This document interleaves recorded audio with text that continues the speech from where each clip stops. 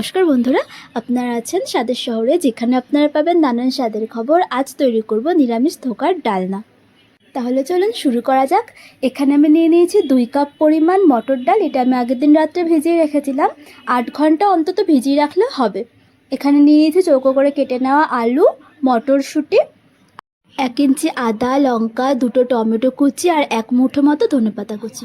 মশলার জন্য নিয়ে নিয়েছি 1টা তেজপাতা, 2টো শুকনো লঙ্কা, 1 চামচ পরিমাণ জিরে, 2টো এলাচ, 7 থেকে 8টা লবঙ্গ, 1 টুকরো দারচিনি। ব্যাস এগুলো এবার ভিজিয়ে রেখেছি, তারপর ভালোভাবে পেস্ট করে দেবো। এখানে দেখুন ভিজিয়ে রাখা ডালগুলোকে মিক্সারের জারের মধ্যে নিয়ে নিয়েছি। দিয়ে দেবো 1/2 কাপ পরিমাণ আদা, 1টা লঙ্কা। এটাকে ভালোভাবে পেস্ট করে নেবো। পেস্ট করা হয়ে গেছে। এর মধ্যে আমি দিয়ে দিয়েছি অল্প করে কালো জিরে আর একটুখানি জোয়ান। হাতে ডলে ভালোভাবে দিয়ে দেবো ম্যাশ করে হালকা, তাহলে এটার ফ্লেভারটা ভালোভাবে আসবে। এরপর এর মধ্যে 1/2 চামচ লবণ, যেহেতু এটা ঝোলে ফুটবে সেজন্য 1/2 চামচ পরিমাণ লবণ, 1/2 চামচ পরিমাণ হলুদ দিয়ে ভালো করে ফেটিয়ে নিতে হবে।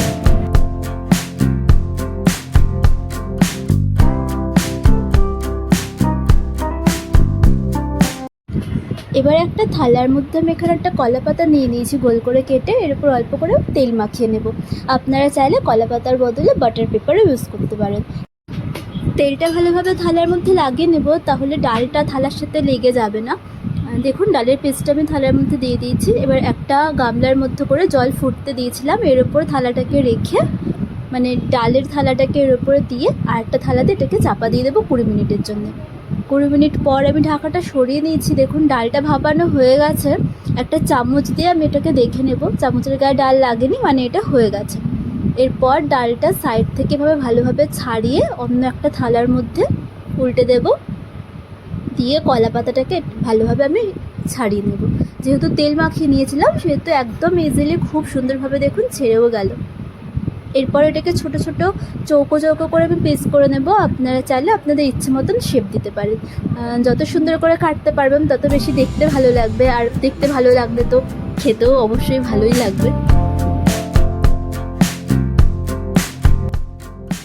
আচ্ছা, ধোকাগুলো কাটার সময় যদি মনে হয় যে ছুরিতে লেগে যাচ্ছে, ছুরিটা ইজিলি চালাতে পারছেন না, তাহলে পরে ছুরির মধ্যে অল্প করে সর্ষের তেল লাগিয়ে নেবেন। তাহলে ডালটা না ছুরির মধ্যে লেগে যাবে না, এটা খুব সুন্দরভাবে কেটে যাবে।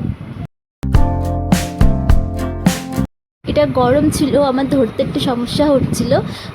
একটুখানি ঠান্ডা করে, মানে ভাপানোর 10 মিনিট মতন পরে কাটতে পারেন, তাহলে ধরতে অসুবিধা হবে না। দেখুন আমি চৌকো চৌকো করে কেটে নিয়েছি।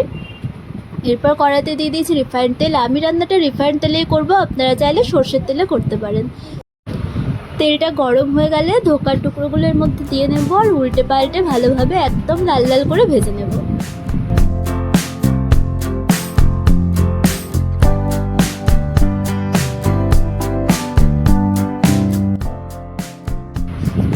দেখুন এগুলো লাল লাল হয়ে ভাজা হয়ে গেছে। এবার আমি উল্টে পাল্টে একটা একটা করে তুলে নেব। খেয়াল রাখবেন যখন কাঁচা থাকবে না, একটু হালকা হাতে জাস্ট উল্টে পাল্টে দেবেন, নাহলে যেহেতু ডালের তৈরি একটু ভেঙে যাওয়ার সম্ভাবনা থাকে খোঁচা লাগলে, না হলে তেমন কোনো ব্যাপার না। আর এই যেটা ভেজে নিলাম, এবারে গরম গরম এটা এতটা ক্রিস্পি হয় যে আপনি চাইলে শুধু এটা খেতে পারবেন রান্না করার আগে।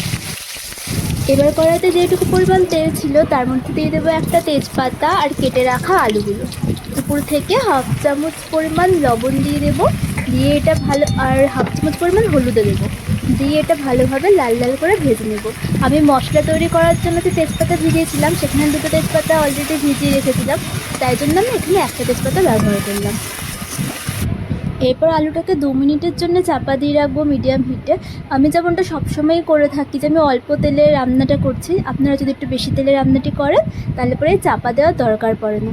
এখানে দেখুন আমি 1/2 কাপ পরিমাণ হিং নিয়ে নিয়েছি, এটাকে জলে ভিজিয়ে রাখবো। এই রান্নাটার মধ্যে ব্যবহার করব, নিরামিষ রান্না, হিং দিলে একটু বেশি ভালো লাগে খেতে।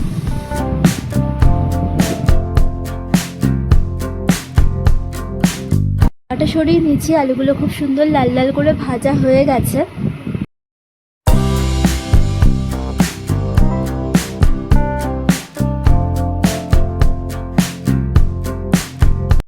এরপর এর মধ্যে দিয়ে দেবো কেটে রাখা টমেটো 2টো। টমেটোটা দিয়ে তরকারিটা, মানে আলুগুলো ভালোভাবে নেড়ে চাপা দিয়ে দেবো 3 মিনিটের জন্য, যাতে টমেটোটা নরম হয়ে যায়। 3 মিনিট পরে আমি ঢাকাটা সরিয়ে নিয়েছি। টমেটোগুলো দেখুন সুন্দরভাবে নরম হয়ে গেছে। এরপরের মধ্যে দিয়ে দেব কড়াইশুঁটি দিয়ে ভালোভাবে নেড়েচেড়ে দিয়ে দেবো 1.5 চামচ পরিমাণ লবণ। আমি এই রান্নাটি করতে মোট 2 চামচ লবণ ব্যবহার করেছি, আপনারা আপনাদের স্বাদ মতন ব্যবহার করবেন। 1/2 চামচ লবণ আগে ব্যবহার করেছিলাম।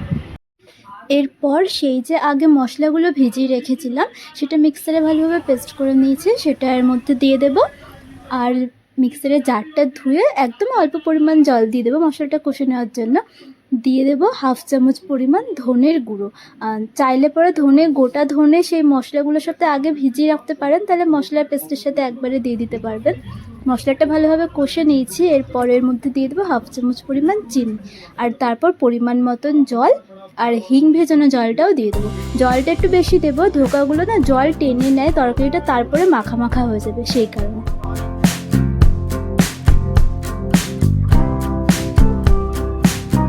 মিডিয়াম হিটে 20 মিনিট ঝোলটা ভালোভাবে ফুটিয়ে নেব, এতে করে আলুগুলো ভালোভাবে নরম হয়ে যাবে। তারপর এর মধ্যে দিয়ে দেব ভেজে রাখা ধোকার টুকরোগুলো।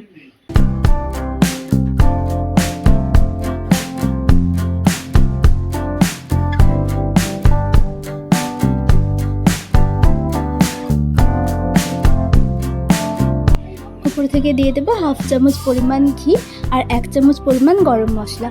এগুলো দিয়ে ঝোলটার সাথে ভালোভাবে মিশিয়ে নিয়ে একদম লো হিটে চাপা দিয়ে রাখবো 10 মিনিটের জন্য। এতে করে ধোকার মধ্যে ঝোলগুলোর ভালোভাবে ঢুকে যাবে, এটা খেতে আরও বেশি টেস্টি হয়ে যাবে। তারপর আপনারা আপনাদের ইচ্ছে মতন গরম গরম ভাতের সাথে সার্ভ করুন। আর হ্যাঁ, প্লিজ যাওয়ার আগে আমার চ্যানেলটি সাবস্ক্রাইব করে দেবেন। ধন্যবাদ।